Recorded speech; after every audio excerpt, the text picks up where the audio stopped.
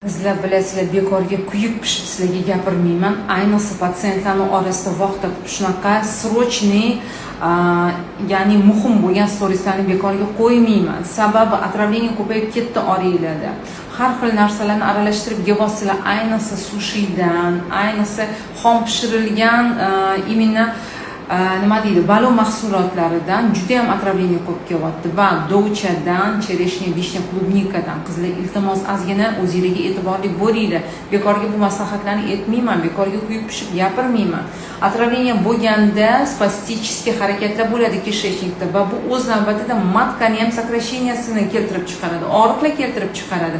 Kichik trimestrlarda homila tushish xavfini yuzaga keltiradi. O'shaning uchun iltimos, baraka topkurlar, ozgina e'tiborli bo'linglar. Ayniqsa konservalarga juda ham e'tiborli bo'linglar.